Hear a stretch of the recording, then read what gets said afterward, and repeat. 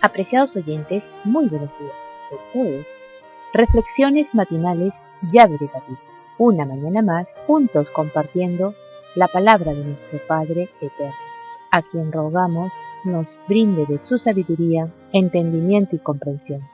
Para el mensaje preparado para hoy titulado La plaga de sangre, el texto bíblico se encuentra en Éxodo 7, versos 17 y 18 que dicen: Así ha dicho Yahweh, en esto conocerás que yo soy Yahweh. He aquí, yo golpearé con la vara que tengo en mi mano el agua que está en el río, y se convertirá en sangre. Y los peces que hay en el río morirán, y hederá el río, y los egipcios tendrán asco de beber el agua del río. En una visita previa, Faraón había declarado: no conozco a Yahweh. Moisés ahora advierte al imprudente monarca que pronto le será dada una oportunidad de saber algo del poder de Yahweh. El dios Nilo, la fuente de fertilidad y bendiciones, habría de convertirse en un instrumento de muerte. El Nilo era considerado una deidad y fue contaminado por Yahweh. Este río son las doctrinas del mundo sobre lo espiritual, que producen naciones paganas, las cuales al beber de sus aguas reciben sometimiento y esclavitud al sistema y producen muerte. Los peces son los hombres, que tendrán asco de ver que lo que reciben es muerte espiritual. Los ríos también son multitudes de pueblos.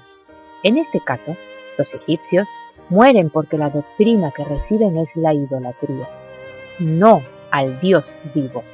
Las plagas que caerían sobre los egipcios no solo tenían el propósito de hacer que Faraón y su pueblo reconocieran al verdadero Dios, sino también de destruir la confianza en el poder y la protección de sus falsos dioses.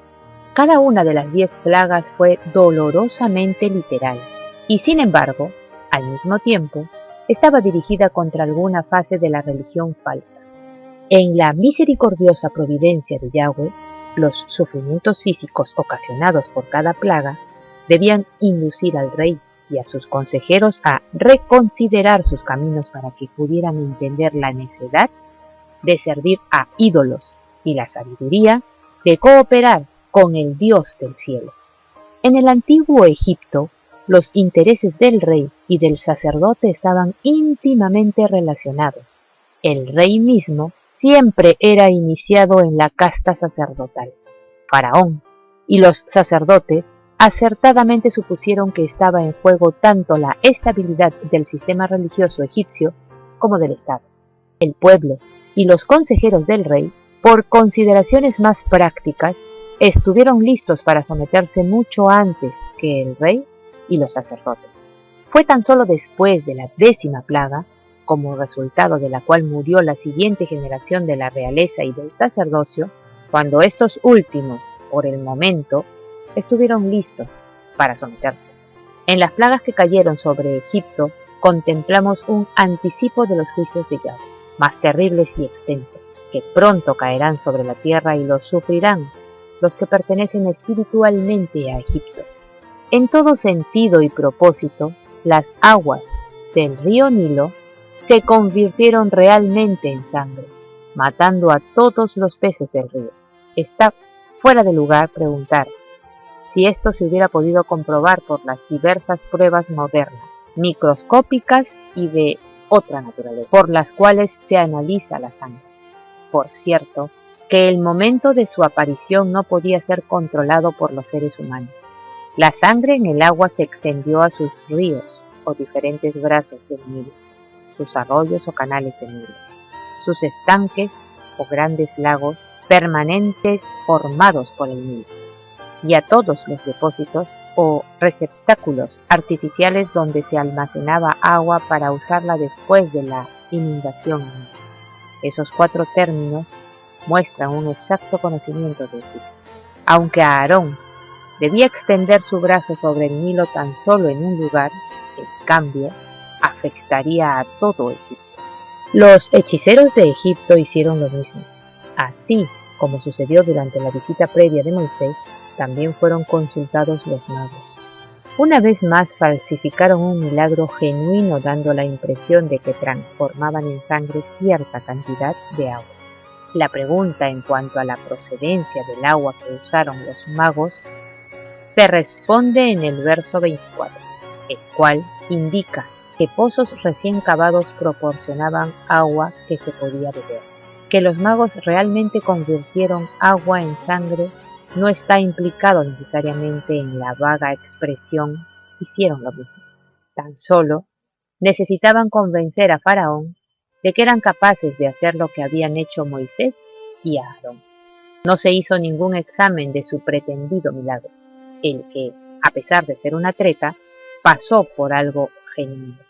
Si esos hombres hubieran tenido el poder que pretendían tener, habrían podido convertir en agua normal las sangrientas aguas del Nilo. Que el rey se compensara con la imitación de un milagro muestra estupidez, en este caso probablemente como resultado de su corazón endurecido. Creyó lo que quiso creer y se convenció de que Moisés y Aarón eran meros magos que poseían poderes ligeramente superiores a los de sus propios magos. Faraón despidió a los mensajeros de Yahweh y se volvió a su palacio. Los sufrimientos de su país, privado de la provisión vivificadora del agua, apenas impresionaron su endurecido corazón. Sufriendo grandemente, los egipcios cavaron pozos para satisfacer sus necesidades durante la emergencia. Debido a que el terreno de Egipto es salitroso, el agua de pozo tiene un gusto amargo y salobre. Sin embargo, fue suficiente para beber y cocinar durante la plaga. La provisión de agua de los hebreos puede no haber sido afectada, pues solo se menciona que los egipcios cavaron en procura de agua. Aquí no se presenta tal diferencia, pero parece estar implicada. En plagas posteriores, Moisés específicamente advierte esa diferencia. Se cumplieron 7 días después que Yahweh hirió el río en sangre. Apreciados oyentes, que Yahweh nos bendiga. Hasta mañana.